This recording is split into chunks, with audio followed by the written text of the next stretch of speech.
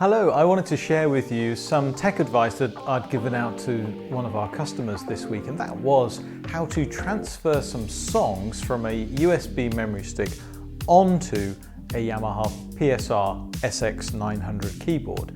Incidentally, this process will work the same if you've got an SX920 or a 720 or a 700, a GNOS 1 or a GNOS 2, because of course the operating systems that you're seeing on the screen in front of you are the same across all of those keyboards.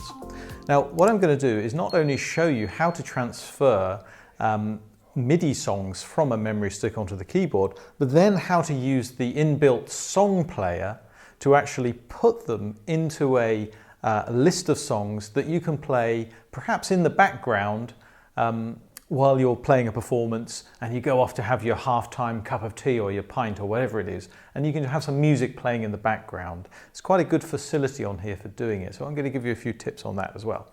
So the starting point is going to be, I've got some MIDI songs, and this will work for WAV songs as well, audio songs, but I'm going to be using MIDI songs on this memory stick. And of course, the first thing is I'm going to plug it in to the USB to device socket on my keyboard. SX900's got two sockets, doesn't matter which one you put it into. And on the screen we'll get this message, it'll say USB connected. Now, so you plugged it in and you're thinking, okay, where do I go to see the songs that are on this stick? And the place to do that is from the home page just here, on the left hand side here, these grey bits in the middle, between the orange and the blue, we've got MIDI on the left and audio on the right, and I'm going to go to MIDI just there. Now, I've been playing about with this before I started filming, but it's likely that on your keyboard what you'll see first is this. You'll have a screen that says MIDI on the top left, but it's on preset here, and you can't see at the moment any of the songs that you've got on your memory stick. You're just looking at the preset ones. So what we have to do is go over to the user section just here, and after we've done that, on the left hand side comes these options here, and it says user, which represents the keyboard's hard drive, what's built into the keyboard, and USB 1, which represents of course the contents of the USB stick we've just plugged in. It's possible that your keyboard will already say USB 1, USB 2, and maybe even USB 3 if you've got a GNOS keyboard. Now, important thing to remember is what gives these numbers after the USB is the order with which you've plugged them in. It's not the socket, it's the order. So you might find if you've just plugged a stick in, your one will come up as USB 2 or USB 3, but whatever the higher number is, that is what's going to be on the memory stick you've just plugged in. So I go to USB 1, and on here I've got my little collection of MIDI songs. There's not very many of them, just a couple of tabs full here. And what I'm going to do is, firstly, I'm going to transfer them from the memory stick onto the hard drive of the keyboard.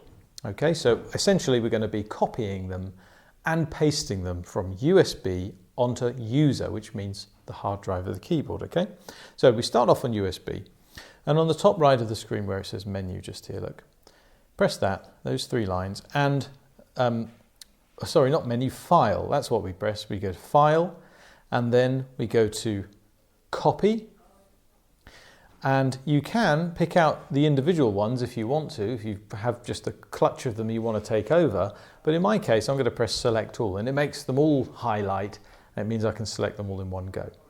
When I'm happy that I've got the right amount of songs, I press copy at the top, and now notice that we've stayed on USB 1, and this option has come up saying copy here on the top right. Now, what this means is paste, essentially. If you're familiar with computers, copying and pasting, copy here essentially means paste.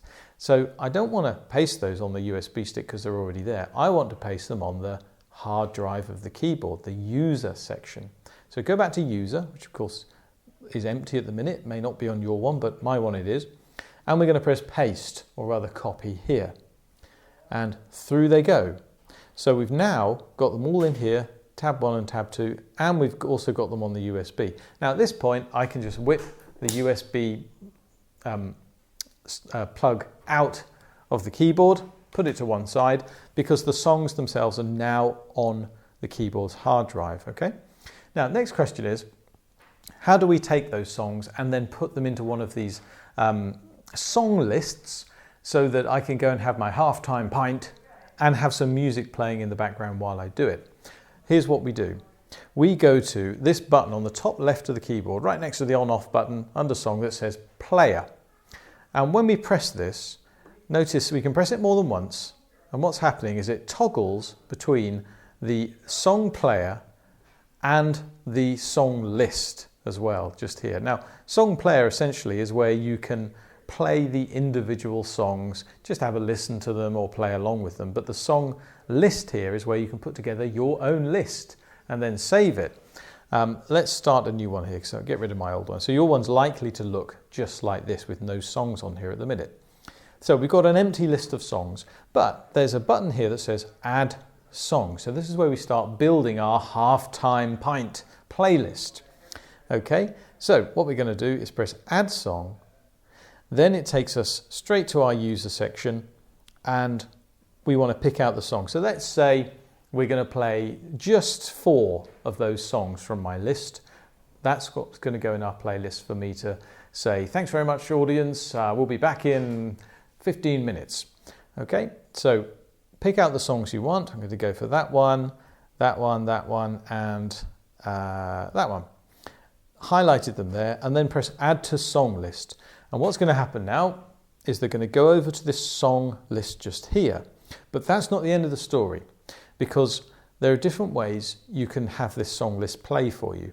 By default, what will happen is if you press play at this point, it's just going to play all the way through the list, and when it gets to the end, it's going to stop. If you have this one on, shuffle, what that's doing is it's going to change the order of the songs before you start playing. But possibly the most important one here is this one on the bottom right hand side, and this is the looping or the repeat.